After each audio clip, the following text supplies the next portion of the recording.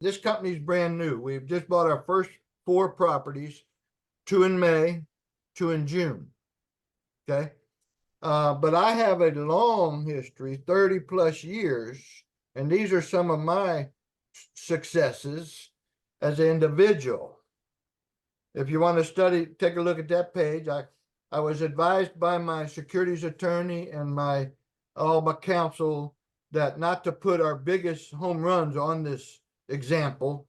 So the biggest stories I can tell you about a property I bought for $1,100 and some change right next to the Catholic Church. I sold to the Catholic Church for $38,000. I bought a property for $50,000 that's not on here, sold it for $500,000. So I've had great success. I know this space very, very, very well. The key is you make the money when you buy it right. Don't overpay at the auction like your first question. So many people bidding up the auction price.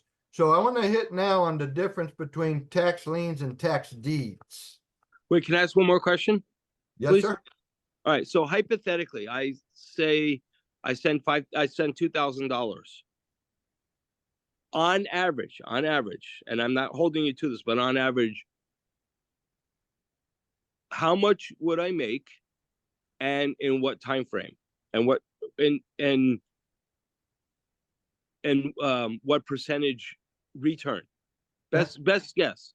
Let me answer it like this. If you put in 2,000, 10,000, by the way, we have some bonus shares.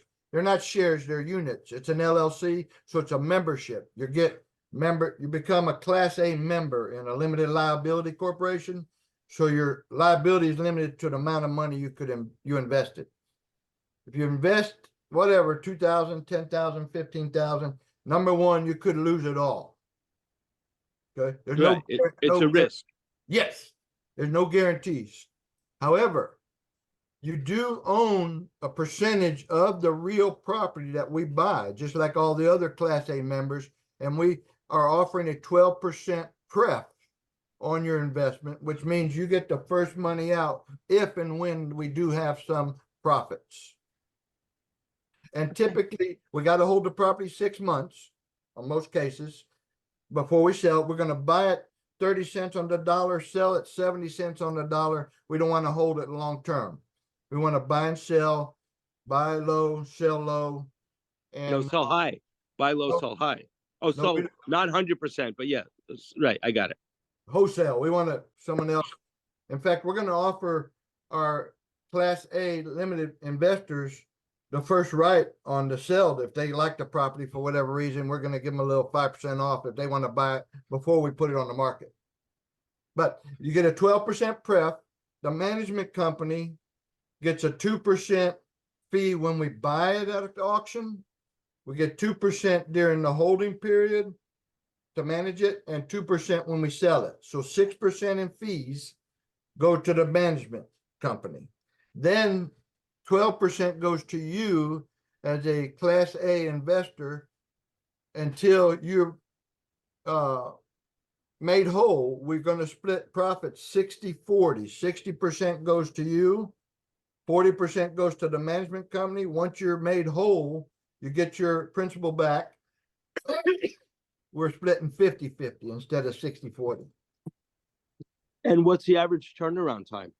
Best guess on average. I'm telling people 18 months to 2 years before you should see any profits. Could happen quicker, may not happen at all.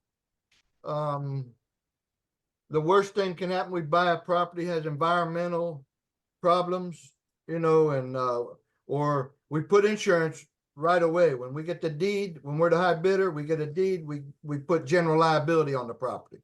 A lot of times the property's in ill repair and we can't get coverage on the dwelling until we make some changes, but we certainly get the liability coverage on it day one. Okay, so let John Stephan go through his presentation and then we'll get more questions. Okay. So in New Jersey, for example, where Donna and Ken are, they're familiar a little bit with something called tax liens. So let me just go back to the basics. If you don't know it, your ad valorem property taxes is the highest priority lien on your property. Higher than a mortgage.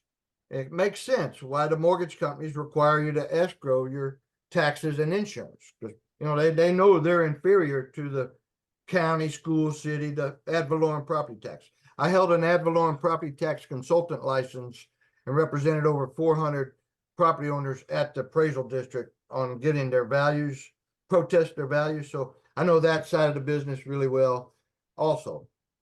So if in Texas, again, and these states, Georgia, Tennessee, I think that's Connecticut, and Hawaii, are what's called redeemable tax deed states.